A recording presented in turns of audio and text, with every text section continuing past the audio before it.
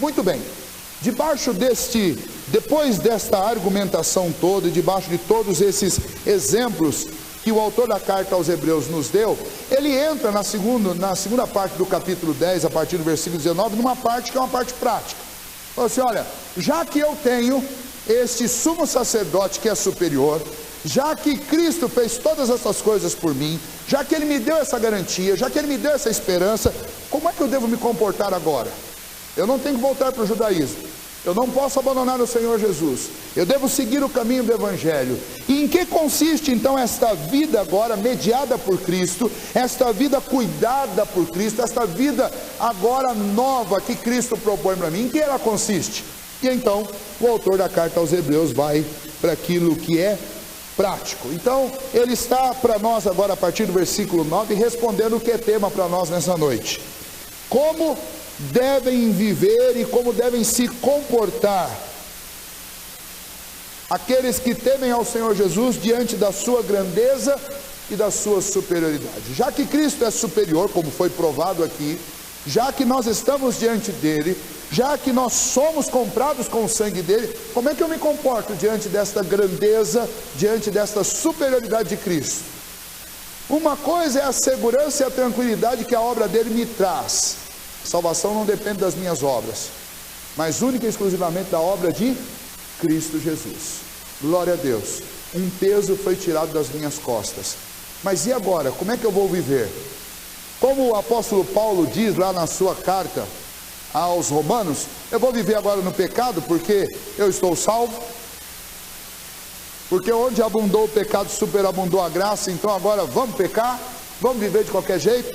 É isso que eu devo fazer uma vez que eu sei que eu estou em Cristo Jesus, que Ele pagou o preço pela minha vida, Ele faz mediação diante de Deus pela minha vida? Como é que eu vivo agora? Diante da grandeza de Deus, o autor da carta aos Hebreus nos ensina como nós devemos viver. Pelo menos três instruções iniciais ele nos dá aqui, do versículo 19 até o versículo 25. A primeira dela, ele faz aí para nós a partir desse versículo 29, quando ele vai até o 22, dizer que nós devemos nos aproximar de Deus com sincero coração. Eu não preciso mais voltar e explicar por que eu posso me aproximar de Deus. Eu posso me aproximar de Deus porque Cristo pagou a minha dívida, porque Cristo lá na cruz do Calvário, Ele derramou o sangue para me purificar dos meus pecados, para que eu possa chegar à presença de Deus, desfrutar da presença santa de Deus, sem ser destruído por sua santidade, por sua majestade, por sua grandeza face os meus pecados. Então agora, como ele mostra para nós do versículo 19 ao 22, nós que fomos comprados com o sangue de Cristo Jesus, o sangue dele foi aspergido sobre os nossos corações para nos purificar, para nos limpar. Nós vimos que o véu que fazia separação entre nós e o Senhor foi rasgado. Nós podemos ir à presença de Deus, podemos cantar na presença de Deus, podemos orar na presença de Deus, podemos ler a Bíblia na presença de Deus. Agora, essas coisas todas que faziam obstáculo, que faziam separação entre nós e Deus, foram tiradas por meio de Cristo Jesus. O que eu devo fazer agora? Eu devo desfrutar da presença de Deus com intrepidez. Mas para que eu possa com intrepidez desfrutar da presença de Deus, eu preciso atentar para algumas coisas. E então ele nos diz, em primeiro lugar, nós devemos nos aproximar de Deus com sincero coração. É isso que ele nos ensina, versículo 22, aproximemo-nos com sincero coração na presença do Senhor. Aproximar-se de Deus era um perigo. Lembra um pouquinho? Lá atrás, lá no começo da história, quando o Senhor mandou construir o tabernáculo entre os homens, um tabernáculo para que o povo tivesse encontros com Deus, foi instituída uma ordem sacerdotal, e dentro dessa ordem sacerdotal só havia um que poderia entrar num lugar que era um lugar separado e santificado ao Senhor, chamado Santo dos Santos. Somente o sumo sacerdote podia entrar lá. Se outra pessoa entrasse lá, ela seria fulminada por causa da presença de Deus. Se uma pessoa não autorizada trocasse na arca da aliança, seria fulminada, como alguns em todo o Antigo Testamento foram. Alguns que desavisadamente ou desobedecendo ordens claras dadas por Deus, foram lá e fizeram isso. Entraram no lugar onde não podiam entrar, como os filhos de Arão, que pegaram a roupa do seu pai e entraram no lugar santo ao Senhor, e eles foram fulminados. Como Uzá, que para tentar impedir que a arca caísse no chão, ele colocou a mão na arca e foi fulminado pela presença do Senhor. E isso era algo tão sério que eu já citei aqui, os sumos sacerdotes usavam roupas, inclusive com sinetes, porque caso eles entrassem lá e eles não estivessem devidamente preparados para isso, não tivessem feito antes sacrifício para purificação de pecados, eles podiam morrer. O problema é que para tirar o camarada morto lá de dentro, qualquer um que entrasse ia morrer também. Então eles amarravam uma corda na cintura e enchiam a roupa do sumo sacerdote de sinos. Enquanto estava fazendo barulho, significava que o sumo sacerdote estava vivo. Se parasse o barulho, eles tinham que puxar a corda, porque ele tinha morrido, tinha sido fulminado. A presença de Deus é perigosa para quem está em pecado e não tem a cobertura do sangue de Cristo. Mas agora o autor está dizendo, vocês não precisam ter medo da presença de Deus, muito pelo contrário, vocês podem com intrepidez desfrutar da presença de Deus, de qualquer jeito. Bom, o Deus do Antigo Testamento não é o mesmo do Novo. Esse Deus não é um Deus de toda santidade, não é um Deus de retidão, não é um Deus de justiça. Eu posso mesmo de qualquer jeito chegar à presença do Senhor? Aí o autor diz, não é assim de qualquer jeito. Os teus pecados foram pagos por Cristo, você foi justificado diante de Deus, mas mesmo assim existe a maneira certa de buscar a presença de Deus. Não é do jeito que qualquer um quer. É como se eu convidasse vocês hoje e dissesse, olha, eu gostaria de convidá-los para ter um encontro, nós vamos conhecer o embaixador, sei lá, da Coreia do Sul, vamos lá ter um encontro com ele. Bom, acesso a ele eu estou oferecendo para vocês de graça. Você não precisa comprar nada, você não precisa pagar nada, você não precisa de nenhum documento especial para encontrar com este embaixador. Agora, eu vou te recomendar, olha, agora você precisa, não dá para ir de bermuda e camiseta falar com o embaixador. Eu preciso me preparar para isso. Não dá para chegar lá e falar qualquer coisa, eu preciso saber o que eu vou falar. Eu tenho que tomar algumas providências. Eu tenho que adotar algumas atitudes que são compatíveis com aquele com quem eu vou me encontrar. O acesso ao Senhor foi aberto pelo sangue de Cristo Jesus. Mas qual é a maneira que eu vou então desfrutar desse acesso? É isso que o autor está querendo ensinar para nós nesta parte prática. O acesso ao Senhor foi aberto por Cristo Jesus. Vocês foram justificados pela morte de Cristo Jesus. A justiça de Cristo está sobre vocês. E vocês foram salvos. Agora, como é que nós vamos nos encontrar com o Senhor? Como é que nós vamos desfrutar da presença do Senhor? Bom, ele diz, olha, para você se aproximar de Deus, você precisa levar em consideração pelo menos 4 questões importantes nesta primeira parte aqui, que é a instrução de que devemos desfrutar da presença de Deus. Para desfrutar da presença de Deus, que é o primeiro item, eu preciso considerar que algumas atitudes são necessárias. Primeira delas, ele descreve aí no versículo 22, eu preciso de um sincero coração. Eu preciso de um sincero coração. A ideia aqui é mais ou menos aquela, sabe quando você tem aquele amigo interesseiro? Que ele só te procura porque ele está precisando de alguma coisa. Ele só te procura porque ele quer alguma coisa de você. Ele só te procura porque você tem alguma coisa que ele deseja, né? Desde pequeno, isso está estampado nas nossas relações, né? Tem aquele garoto da rua que tem o videogame, né? Tem o PlayStation 4, os outros não têm. Todo mundo quer ser amigo dele. Por que será? Né?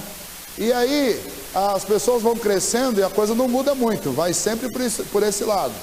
Tem aquele amigo seu que tem uma irmã bonita e solteira, e aí vai lá o Vini querendo ser amigo desse rapaz, né? Por quê? Por um motivo qualquer? Não, existe interesse. Isso é o contrário do que o autor está dizendo. Quando eu me aproximo de Deus, eu tenho que me aproximar de Deus com um sincero coração. E olha, por incrível que pareça, essa é uma das coisas que menos acontecem dentro de uma igreja.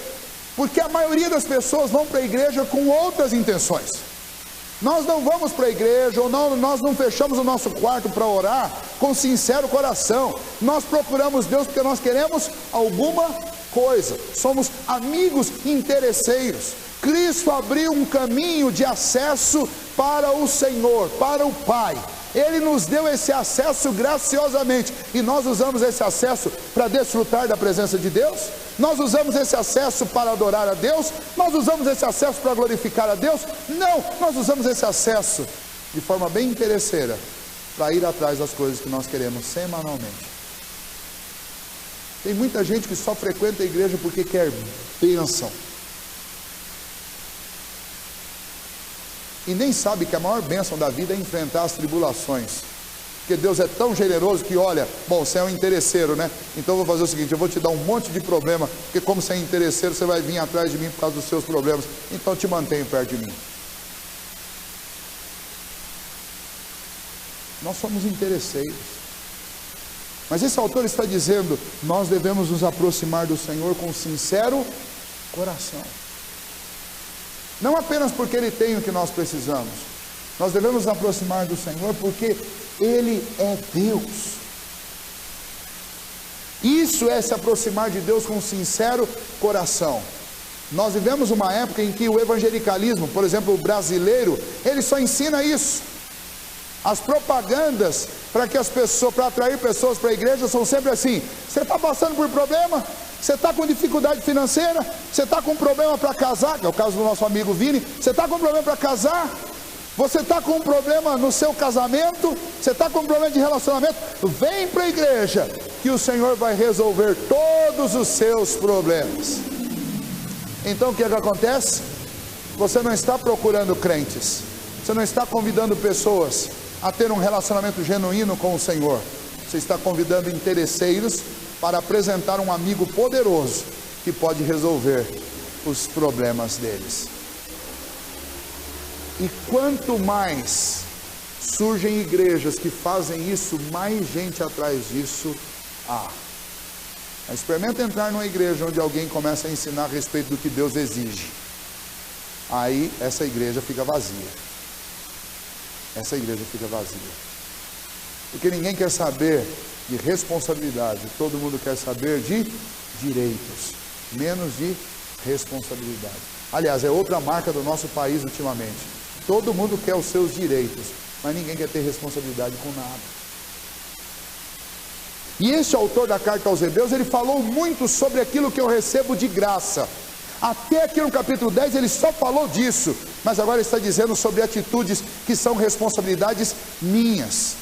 Viver na presença de Deus, desfrutar deste acesso novo que eu tenho por Cristo Jesus ao Senhor, não é abrir uma porta para uma mercearia, ou abrir a porta para um banco, ou abrir a porta para uma dispensa que possa te satisfazer a hora que você quiser.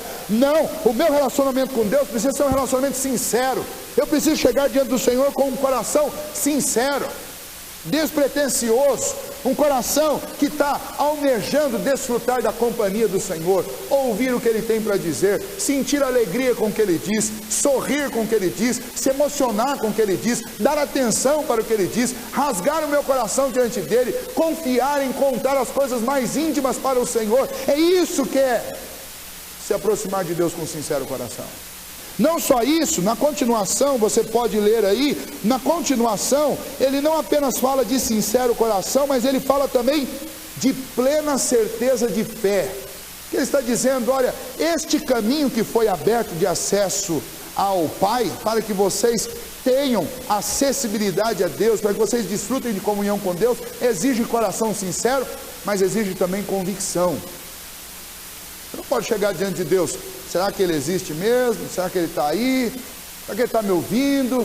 Será que é isso mesmo? Será que eu estou sendo enganado? Isso não é fé. Fé tem a ver com convicção. Quando nós formos ler o capítulo 11, que é o próximo capítulo nosso aí, nós vamos iniciar exatamente com a descrição do que é fé. O versículo 1 diz, olha, a fé é a certeza de coisas que se esperam, e a convicção. As duas palavras usadas pelo autor da carta aos Hebreus para descrever o que é fé, são duas palavras que exigem algo que seja muito concreto dentro de você: certeza e convicção. Não dá para chegar diante de Deus duvidando. Olha, eu estou aqui, Senhor, pelo seguinte, olha, vai que tudo que está escrito na Bíblia seja verdade. Então pelo menos eu fui na igreja nos domingos, eu participei de alguns cultos lá. Senhor, eu não ignorei, eu fui. Eu não tinha certeza, né? Mas estava lá fazendo minha parte. Essa é a rotina daquele que acende uma vela para Deus e outra, sabe-se lá para quem. Ou seja, é o cidadão que ele atira para todo lado porque ele tem medo. E então ele atira para todos os lados. É necessário que quem se aproxima de Deus se aproxime com um coração sincero, mas se aproxime também com certeza de fé. Ou eu creio ou eu não creio. Tiago diz, se você pede alguma coisa a Deus, peça com fé. Não peça duvidando, porque quem duvida se assemelha à onda do mar, que vai e vem. E aí ele diz, não pense você, homem de ânimo dobre, que você vai obter do Senhor alguma coisa, porque não vai. Deus não vai te dar. O que é um homem de ânimo dobre? É aquele homem que hoje quer, amanhã não quer. Hoje tem certeza, amanhã está na dúvida. Ele é uma montanha russa. Um dia ele está lá em cima, outro dia ele está lá embaixo. Isso não é fé. E quem age dessa maneira não vai obter do Senhor coisa alguma. É o que o autor diz, é o que Tiago diz. E o autor da carta aos Hebreus está dizendo, olha, é necessário que quem se aproxima de Deus se aproxime com um coração sincero e se aproxime também com certeza de fé. Eu tenho que chegar diante de Deus com convicção. Não tem chance para pé em duas canoas. Não tem chance para chegar duvidando. Quem chega duvidando nunca chegou na realidade. Quem quer entrar na presença de Deus em dúvida nunca vai entrar. Não sem antes primeiro ter convicção. E eu bato muito nessa tecla, que cristianismo é uma coisa que exige convicção. Ou você tem convicção, ou você não tem como ser um cristão. Você pode ser qualquer outra coisa, menos cristão. O terceiro aspecto desse nos aproximar de Deus, o caminho está aberto por Cristo. Mas qual é a maneira que eu devo me aproximar? Eu devo me aproximar com um coração purificado de má consciência. Sabe o que significa essa declaração? Essa declaração é, eu devo me aproximar com um coração que já se sente aliviado do peso da culpa do pecado. Cristo morreu naquela cruz para levar sobre si todos os nossos pecados. Quando eu me aproximo do Senhor, e para me aproximar do Senhor com intrepidez, como ele diz no versículo 19, eu preciso ter o meu coração absolutamente resolvido quanto ao passado. O que o apóstolo Paulo diz lá em Romanos a respeito do nosso passado? Quem intentará acusação contra os eleitos de Deus é o Senhor quem os justifica. Nenhuma acusação há para os eleitos de Deus, para aqueles que estão em Cristo Jesus. Aquele que não poupou o seu próprio Filho, porventura, não nos dará graciosamente com Ele todas as coisas. Então, eu não posso ter um coração cheio de culpa. Um coração cheio de culpa é um coração que ainda não acreditou, não creu verdadeiramente na obra de Cristo. Ah, pastor, e quando eu erro, e quando eu peco, eu devo pedir perdão a Deus e continuar a minha caminhada? Ah, mas e se a minha consciência começar a me acusar? Eu devo orar ao Senhor e pedir que Ele cure a minha consciência. Porque até Satanás, que era nosso acusador, você pode ler lá em Apocalipse, eu sugiro que você estude Apocalipse, pode vir estudar nas quartas-feiras aqui, quarta sim, quarta não, Apocalipse com a gente, até a gente acabar. Mas Apocalipse 12 diz que Satanás foi expulso da presença do Senhor, onde ele fazia acusação contra os filhos de Deus. No dia em que Cristo Jesus morreu na cruz do Calvário, ele derrotou definitivamente Satanás e o expulsou da presença do Pai, para que ele nunca mais pudesse acusar você. Então, se você sofre alguma acusação, essa acusação ela vem do seu próprio coração. Por isso que o autor diz, você quer se aproximar de Deus, então você precisa crer no que Cristo fez. Você precisa se aproximar do Senhor com um coração livre de má consciência. Você não pode chegar com a consciência pesada, porque aí seria uma incredulidade na obra de Cristo Jesus. E se é uma incredulidade na obra de Cristo Jesus, então você nem sequer acredita que o caminho está aberto. Se eu creio que Cristo abriu o caminho, então é porque eu creio que Ele também pagou toda a minha dívida diante de Deus. Então eu não posso chegar com a consciência pesada diante do Senhor. Eu devo chegar sim com a minha consciência absolutamente livre.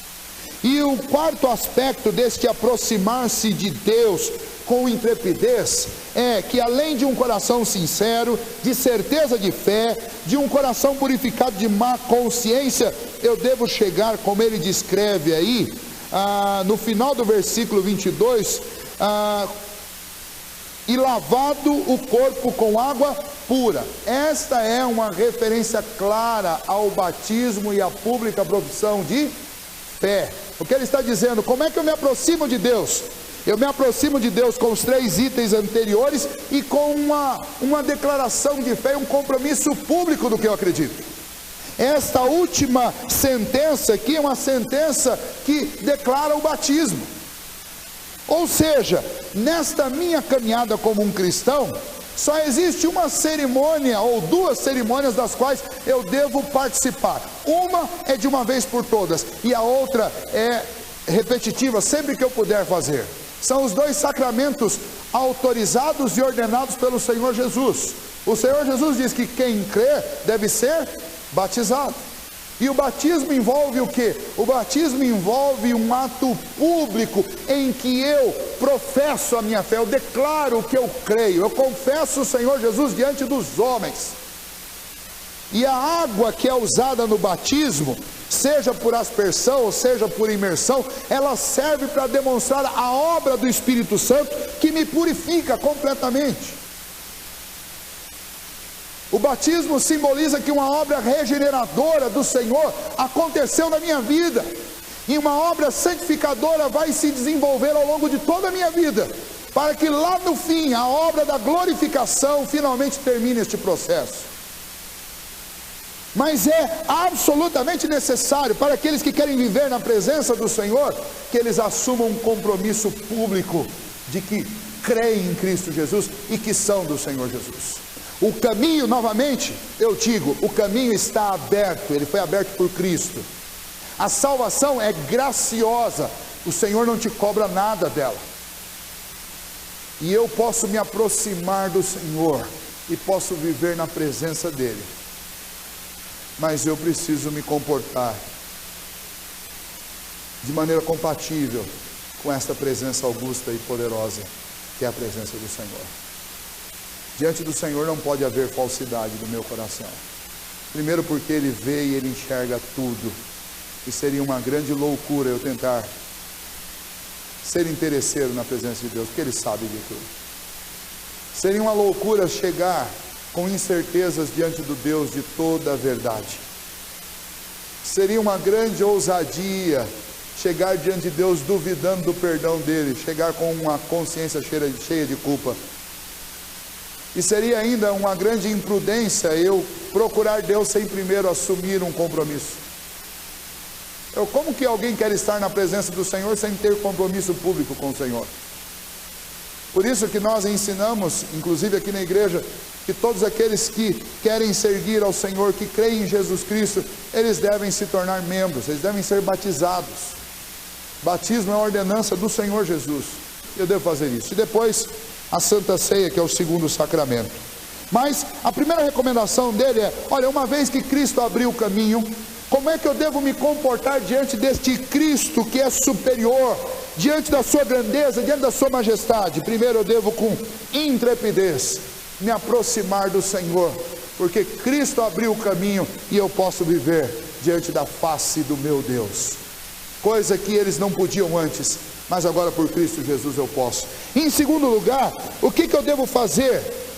Veja lá, versículo 23: guardemos firme a confissão da esperança, sem vacilar, pois quem fez a promessa é fiel.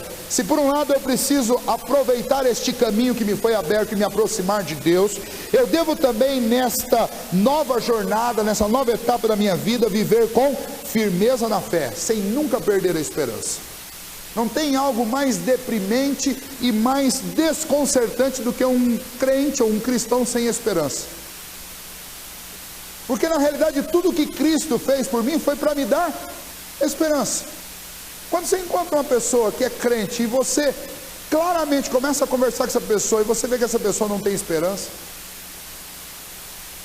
Isso é desconcertante, porque você fala, como é que pode alguém dizer que tem fé em Cristo Jesus, ser um crente, e viver absolutamente pessimista, sem esperança, cansado, cara amarrado, chateado o tempo inteiro, sem nenhuma vitalidade, sem nenhum brilho, sem nada? Isso me faz lembrar sempre do Salmo 1. Salmo 1 diz que o justo é como a árvore plantada junto à corrente das águas, que no devido tempo dá o seu fruto, sua folhagem não murcha. Ou seja, pode fazer 60, pode fazer 70, pode fazer 80, pode fazer 90, e se Deus for misericordioso chegar aos 114, uma coisa é certa, pode estar até enrugado, mas o espírito é novo, mas a folhagem não vai estar murcha, porque quem fez essa obra dentro de nós é o Senhor. Então o autor está dizendo, olha, cristão é sinônimo de firmeza e de entusiasmo e de esperança. Se tem uma coisa que não bate com cristão, é pessimismo, é tristeza, é uma vida cheia de angústia, é olhar pesado, é semblante decaído. Isso não bate com cristão. Ora, nós vivemos e temos no bojo da nossa fé muitas promessas feitas pelo Senhor. E o Senhor que fez essa promessa, Ele é fiel, Ele nunca traiu ninguém, Ele nunca deixou de cumprir a sua palavra. Então eu não posso viver como um cristão com a cara murcha, eu não posso viver desanimado, eu não posso viver deprimido. Isso vai na contramão do que a nossa fé pronuncia, daquilo que a Bíblia ensina. Não significa que eu não tenho problema. Eu tenho problema, tenho dificuldades. Não significa que Deus não vai me experimentar em circunstâncias difíceis, inclusive com derrotas. Não estou livre disso, não estou imune disso. Mas significa sim, que uma vez que eu sou templo do Espírito Santo de Deus, Deus habita dentro do meu coração. E ainda que eu tenha que passar pelo vale da sombra da morte, eu sei que o Senhor está comigo. E ainda que em alguns momentos da vida a gente chore, mas na mesma hora que a gente está chorando, a gente levanta a cabeça e diz, mas glórias a Deus, e graças a Deus, porque eu sei, como Jó diz, que o meu Redentor vive, porque eu sei que todas as coisas cooperam para o bem daqueles que amam a Deus. Até a minha tristeza e a minha dificuldade no meio da tribulação, tudo isso é usado por Deus para me amadurecer, para me aperfeiçoar, para me melhorar, para me levar mais perto dele. E aí você começa a sorrir e agradecer e a cantar no meio da tribulação. Os ímpios não entendem nada, eles olham para isso e falam, esse povo é doido.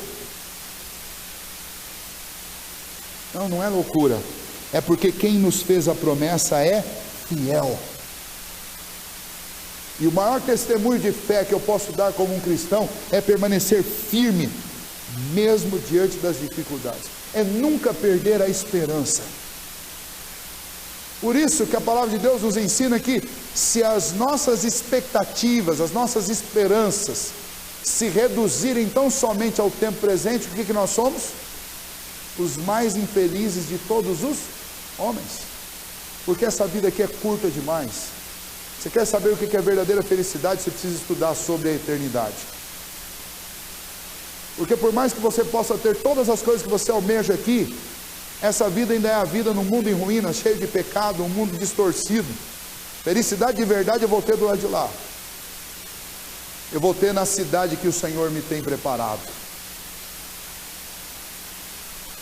Alguns dias atrás, pouco mais de uma semana, eu ouvi um pai de família dizendo, olha, eu tenho que largar tudo porque eu tenho que correr atrás da minha felicidade. Eu estou infeliz, eu preciso de felicidade. Eu disse para ele, olha, se o que você está procurando é felicidade, eu garanto para você uma coisa, você não vai achar. Você está procurando felicidade no lugar errado. Você está procurando felicidade num buraco vazio. E pior, ao invés de felicidade, você vai produzir infelicidade para outras pessoas. especialmente para a sua família que você está deixando. Se houvesse um mínimo de fé no seu coração, e não falei isso com pedantismo, falei isso chorando, de tristeza de ver a pessoa tão cega e tão iludida. Se houvesse um mínimo de fé em Deus no seu coração e temor a Deus, você viveria a olhos humanos infeliz a vida inteira, tão somente para manter a sua família feliz. Isso já teria valido a pena para um homem. Agora, você transformar a sua família num mar de infelicidade para correr atrás da sua felicidade, isso é no mínimo covardia. E tem muito homem fazendo isso por aí. E o pior é que muitos desses ainda são capazes de sentar num banco da igreja, achando que é crente. Não é crente, não. Porque crente que é crente sabe que a verdadeira felicidade não está aqui. Esse mundo é um mundo de dores. O próprio Filho de Deus veio a este mundo e ele só sofreu. Mas no meio do seu sofrimento ele espalhou vida. Espalhou tanta vida que 2000 anos depois da sua morte a gente ainda está falando dele. E é assim que eu como cristão devo viver. Eu posso ter os piores e os maiores problemas, mas um cristão deve viver com firmeza e com esperança. Porque quem nos fez a promessa é fiel. Ele não vai deixar você na mão. Então o autor está dizendo, Cristo abriu um caminho. Você tem este privilégio gracioso. Então se aproxime de Deus. Então permaneça firme, porque quem fez a promessa é fiel. E por último, algo extremamente prático, ele nos exorta, veja aí a última parte, versículo 24 e 25, ele diz, consideremos-nos também uns aos outros para nos estimularmos em amor e as boas obras. O que ele está dizendo? Olha, você que está nessa caminhada, você não caminha sozinho nessa fé. Você tem que olhar ao seu redor, ver os seus irmãos, considerá-los parte da sua família, membros uns dos outros, e nesta companhia você deve estimular uns aos outros. A palavra estimular é uma palavra muito poderosa, especialmente dentro da língua grega. A palavra estimular significa literalmente provocar fortes desejos. Estimular significa mexer com os apelos emocionais de uma pessoa. E é isso que Deus nos manda fazer. Mas não erotiza isso não, porque não é isso que o texto está falando. O texto está falando de nos estimularmos ao amor e às boas obras. Significa que entre nós devemos viver incentivando e estimulando uns aos outros para amar verdadeiramente. Nós devemos andar e estimular uns aos outros a praticarmos boas obras. Exortando, animando, auxiliando, sustentando. Não é sair por aí dia e noite com esse discursinho mimimi. Ai, porque estou na igreja, mas ninguém ama ninguém. Tudo conversa. Esse discursinho não resolve nada. Se você está achando que está sendo pouco amado, vai lá e ama. Porque a Bíblia diz que aquilo que você quer que os outros façam, faça você. Você quer que te tratem com amor? Então ame. Você quer que te tratem com respeito? Então respeite.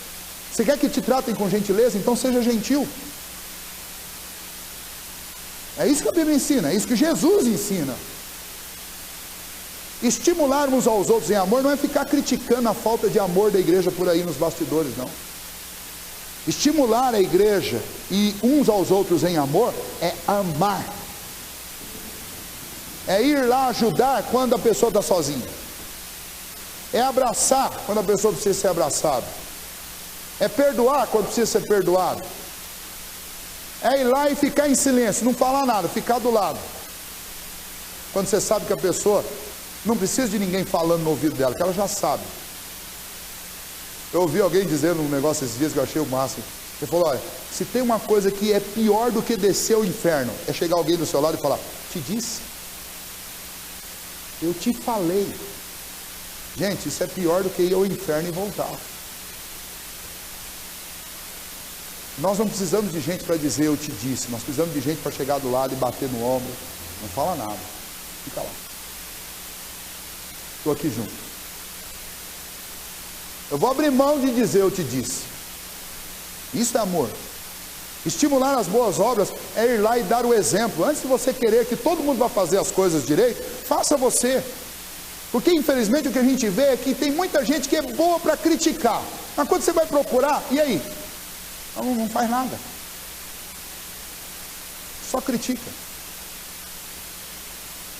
O autor da carta aos Hebreus está dizendo: olha, o peso que nós tínhamos, que era o peso de tentar ser salvo, e a gente nunca conseguiu, Cristo tirou das nossas costas. Agora Cristo deixou uma missão. Sabe qual é a missão que Ele deixou? Ele deixou para nós um caminho aberto para que eu me aproxime de Deus com sincero coração, com certeza de fé, com a consciência sem culpa e com uma profissão pública de fé. Cristo me deixou o privilégio e a missão de viver com firmeza e com esperança, porque quem fez a promessa é fiel.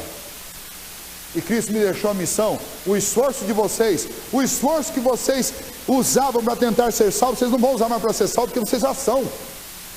Mas vocês vão usar esse esforço, essa energia, essa força, para estimular uns aos outros, para que vocês cresçam juntos, para que vocês amadureçam juntos, para que a igreja ganhe um mundo para o Senhor Jesus. Por isso, aí vem o versículo 25, que é tão importante: não deixemos de congregar-nos, como é costume de alguns, antes façamos admoestações, e tanto mais quanto vedes que o dia se aproxima. Quem está dizendo? Olha, se a igreja for isso, um lugar onde nós nos estimulamos ao amor e às boas obras, deixar de congregar é loucura, porque é deixar de participar do lugar que te aprimora, que te melhora, que te testa, que te faz crescer. Mas não só isso, o texto está na voz imperativa. Se já não fosse por si mesmo uma loucura, o texto, nós não podemos deixar, é imperativo: não deixe de congregar. Tem muita gente que fala assim: ah, mas eu cansei desse negócio de igreja, placa de igreja, denominação, não suporto, mas eu não quero saber. Nós temos no nosso país um número incrível de gente que se declara desigrejada. Eu tenho uma tese que os desigrejados que me ouvem falando isso, eles ficam loucos comigo. Eu vou repetir de novo. Mais uma meia dúzia vai me mandar mensagem no WhatsApp essa semana, mas tudo bem. Desigrejado para mim é não convertido. Não foi convertido ainda. Porque convertidos a Cristo Jesus, querem Cristo, querem a presença de Deus e querem a vida em comunidade. Querem a vida com os irmãos. Quando eu falo desigrejado, não estou falando de você que falta alguns domingos e apareceu hoje aí, não é você não, pode ficar tranquilo, tá? Aliás, não preguei esse texto por causa de ninguém que está aqui. Eu estou numa sequência da carta aos Hebreus, e a bênção de pregar em sequência é isso, porque quando casa o texto, eu estou completamente isento.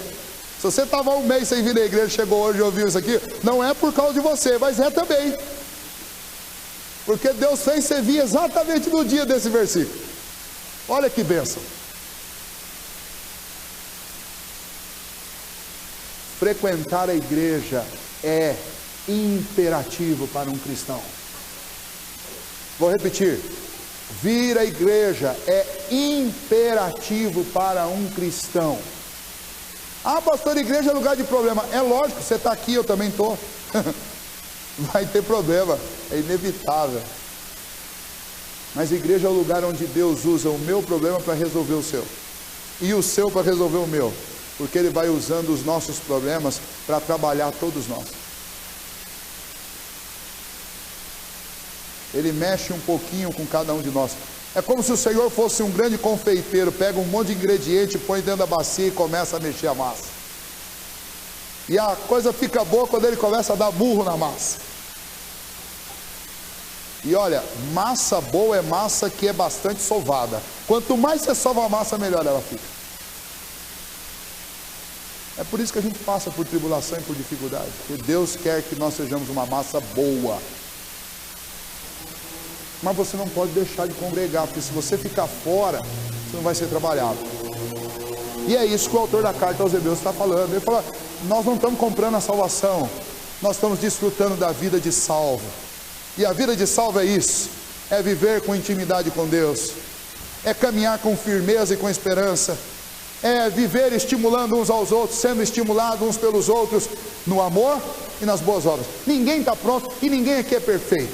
Todos nós erramos, todos nós temos defeitos, todos nós precisamos ser aprimorados. E é por isso que Deus nos colocou aqui juntos. Eu preciso de você, porque você é a ferramenta certa que Deus escolheu para mexer comigo. E vocês precisam de mim, porque eu sou a ferramenta que Deus escolheu para mexer com vocês. É isso que acontece com um casal. Tem muita briga de casal e os casais não se entendem. Eu não entendo minha mulher não me entende. Mas é por isso que Deus colocou vocês dois juntos. Para ele trabalhar um ao outro. Presta atenção naquilo que mais te irrita no seu marido ou na sua esposa, porque possivelmente é a área onde Deus quer trabalhar na sua vida. Minha mulher, por exemplo, ela é extremamente organizada. Adivinha o que eu não sou? Organizada. Então, você sabe onde é o foco da atenção. Deus nos trabalha assim. Deus nos junta, pessoas diferentes, um para trabalhar o outro. Isso acontece no casamento, isso acontece na igreja, isso acontece no meio do povo de Deus. E olha, nós temos que agradecer muito a Deus, porque já pensou se Deus coloca dois desorganizados juntos? Ou se Deus coloca dois estressados e metódicos e hiper, ultra, mega organizados juntos? Ninguém vive nessa casa. Então Deus dosa muito bem as coisas. Tem farinha e tem açúcar certo, em cada igreja, em cada casa. O que eu não posso é abandonar o barco, jamais. Porque se eu fizer isso, eu não vou crescer. Se eu fizer isso, eu não vou amadurecer. E é isso que o autor está dizendo. O grande projeto de Deus para a vida do cristão não é conquistar a salvação, porque Cristo já conquistou. O projeto de Deus para a vida do cristão é ser trabalhado uns pelos outros. E obviamente pela ação do Espírito Santo de Deus. Que Deus nos ajude. Que nós possamos seguir as orientações que nos foram deixadas por este autor e que vão continuar. Nós temos aí ainda alguns capítulos e todos eles são de questões práticas como essas que nós acabamos de ver. Que Deus nos ajude a dar ouvidos a esta mensagem e a praticarmos e vivenciarmos isso que nós podemos viver através da obra gloriosa de Cristo Jesus. Amém? Vamos ficar em pé, nós vamos orar.